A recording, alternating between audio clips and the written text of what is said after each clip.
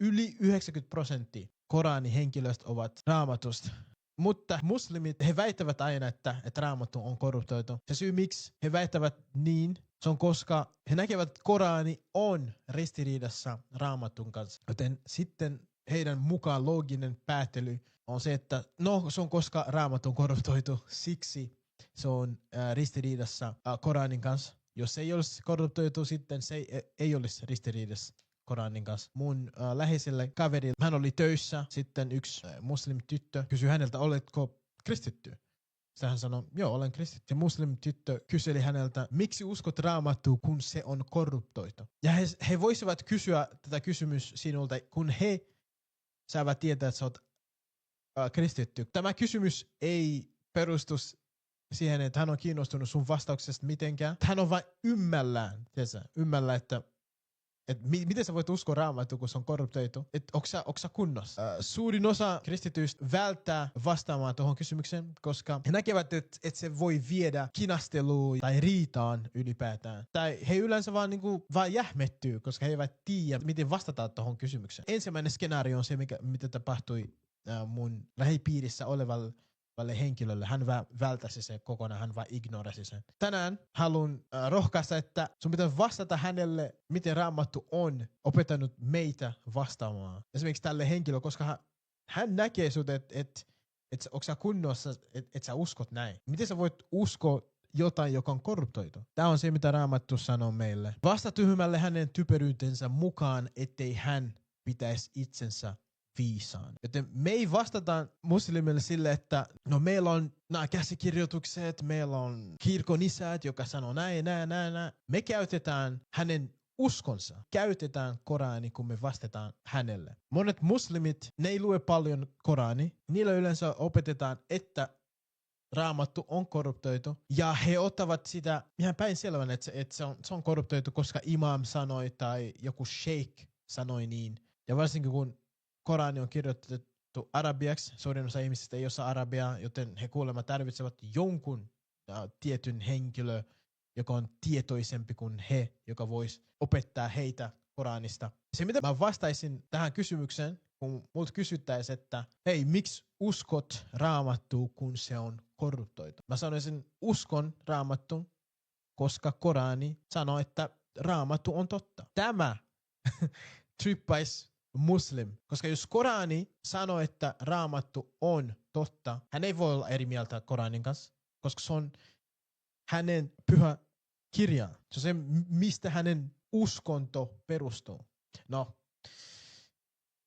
suurin osa islamin uskonnosta perustuu hadithin, eli kertomukset Muhammedin tarinoista ja jne. Ja noit tulee Koranin ulkopuolelta. Esimerkiksi, miten heidän pitäisi pestä itsensä ja kuinka monta kertaa heidän pitäisi rukoilla päivässä. Miten heidän pitäisi tehdä Ramadan ja milloin Ramadan on ja niin edelleen. Nämä kaikki isot asiat, mitä muslimit tekee yleensä, niin kun he harjoittavat uskontonsa, ne ei tuu Koranista, ne tulee Koranin ulkopuolelle. Mutta Korani on niin kuin se numero 1, sitten noi muut hadith, ne on niin kuin sen alapuolella. Joskus ne vaan tekee sillä, että ne kieltää jotkut kertomukset, koska ne kuulostaa ja näyttää niin häpeälliseltä, ne vaan heittää ne pois. Mutta Korani ne ei voi heittää pois. No mitä mä tarkoitan täällä, kun sanoin, että mä uskon Raamattu, koska Korani sanoo, että Raamattu on totta. Korani sanoo Raamattu olevansa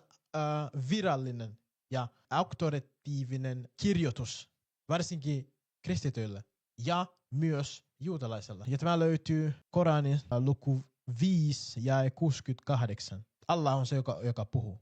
Te kirjan kanssa, eli ne, joilla on kirja. Te ette ole millään kannalla ennen kuin noudatatte Tooraa ja evankeliumia ja sitä, mikä teille on Herralta lähetetty. Kirjan kanssa he eivät ole millään kannalla, ellei he noudattaa Tooraa ja evankeliumia. Jos et tiedä, Toora on noin 5 ensimmäiset Mooseksen kirjat ja evankeliumi. Toivottavasti sinä kristittynä tiedät, mikä on evankeliumi. Kirjan kanssa, ellei he seuraavat evankeliumi ja Tooraa, he eivät ole millään kannalla. Ja se, mikä on teillä Herralta lähetetty, tämä viittaa Koraniin.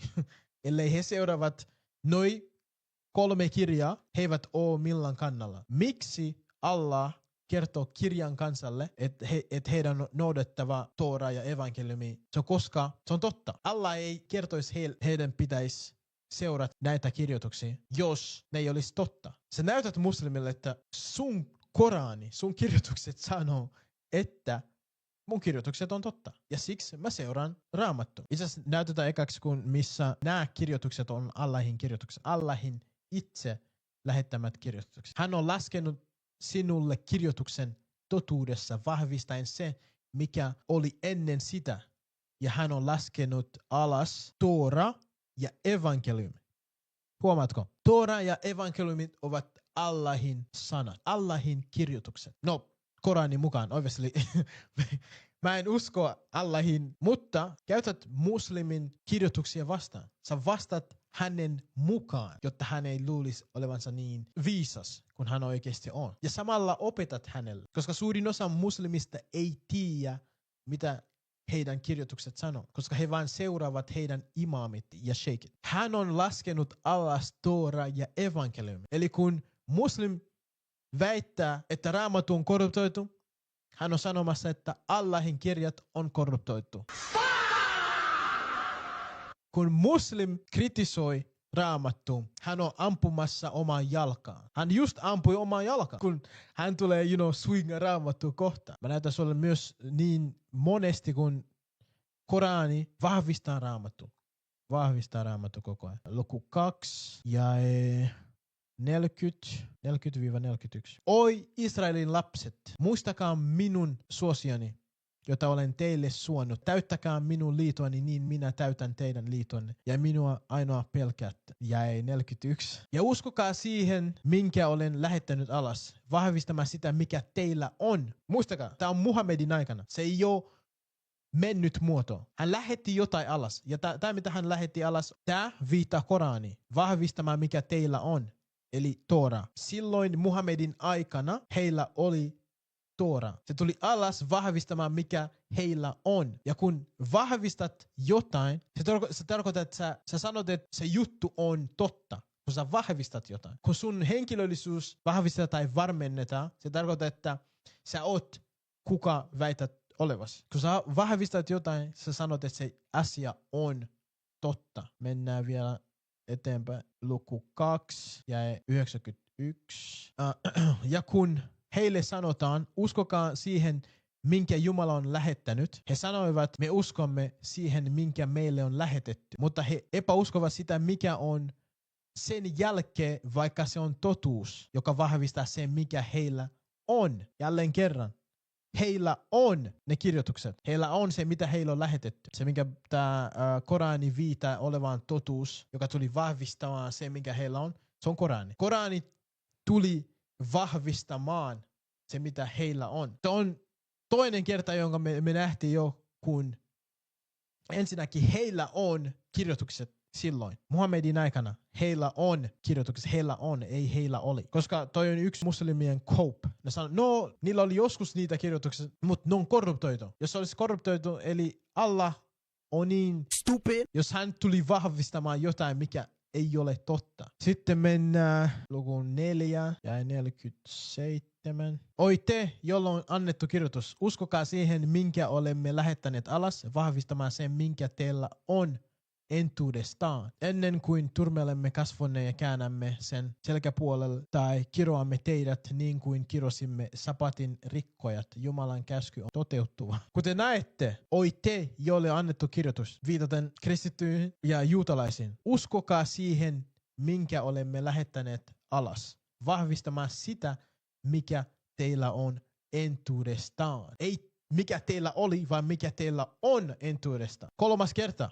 Onko 3. vai 4. kerta? En mä tiedä, kuinka mones kerta tää on enää. Se tuli vahvistamaan jotain, mitä heillä on. Heillä on kirjoitukset, jotka ovat auktoriteettiivisia heille, jotka heidän pitäisi seurata. Ja tässä myös on toinen, missä Allah käskee muslimit uskomaan kirjoituksiin. Luvussa 4 ja 136. Oi te, jotka uskotte, uskokaa Jumala ja hänen lähettilänsä, viitaten Muhammediin, ja siihen kirjoitukseen, jonka hän on lähettänyt lähettilääseen, ja siihen kirjoitukseen, jonka hän on lähettänyt aikaisemmin, ja joka kieltää Jumala hänen enkelinsä ja hänen kirjansa, hänen lähettilänsä ja viime päivän on todella eksynyt kauas. No, tehän tiedätte jo, mitkä ne edelliset kirjoitukset on, jotka lähetettiin ennen Korani. Yksi, mistä mä en tykkää, on tämä suomen käännös. Se kääntää ihan hyvin, kunnes tämä sana Allah. Allah ei tarkoita Jumala. Allah on nimi, koska Jumala on titteli, niin kuin sä voit sanoa presidentti tai kuningas. Mutta Allah on nimi. Todiste on, kun sä kysyt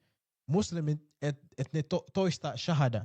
Shahada on esimerkiksi, kun me kristityt, sanotaan ennen kuin me otetaan kaste, me aina niin kuin tunnustamme meidän uskomme, sitten meidät kastetaan. Meillä ei ole niin kuin tietty tapa, mitä meidän pitää sanoa. Sä voit sanoa, että mä tunnustan Jeesuksen niin kuin minun elämäni Herrana ja aion seurata häntä. Ja on monta muita tapoja, mitä sä voit tunnustaa sun uskos. Mutta muslimilla on ainoastaan yksi tapa, mitä sun pitää sanoa. Sun pitää sanoa, että ashadun la ilaha illallah wa Muhammeden Rasulallah. Käännettynä on, minä tunnustan, että ei ole muuta Jumalaa kuin Allah ja Muhammed on Allahin lähettiläs tai profeetta. Kun ne sanoo la ilaha illallah, ei ole muuta Jumalaa kuin Allah. Se ei vaan käy järkeä, jos sanotaan, että ei ole muuta Jumalaa kuin Jumalaa. No, kuka sitten se Jumala on? Sä et tiedä, kehen sä ei ole muuta presidentti kuin presidentti. Ei ole muuta kuningas kuin kuningas. Ja muuten arabiaksi sanotaan, se on la ilaha illallah. Se yksi sana, joka sanoo käännettynä suomeksi. Ei ole muuta Jumalaa. Ilaha, se on se Jumala. Allah, kuin Allah. Sinä kristittynä älä enää tee tollainen virhe, kun joskus ne voi vaan sanoa, no Allah, se vaan tarkoittaa Jumala yleisesti. Ei. Allah on muslimien Jumalan nimi. Ilaha on sana, joka tarkoittaa Jumala yleisesti. Joo, mutta se käskee, että heidän pitäisi uskoa hänen ja hänen lähettilänsä, joka on Muhammed, sekä siihen kirjoitukseen, jonka hän on lähettänyt lähettiläälle, ja siihen kirjoitukseen, jonka hän on lähettänyt aikaisemmin, eli Raamattu.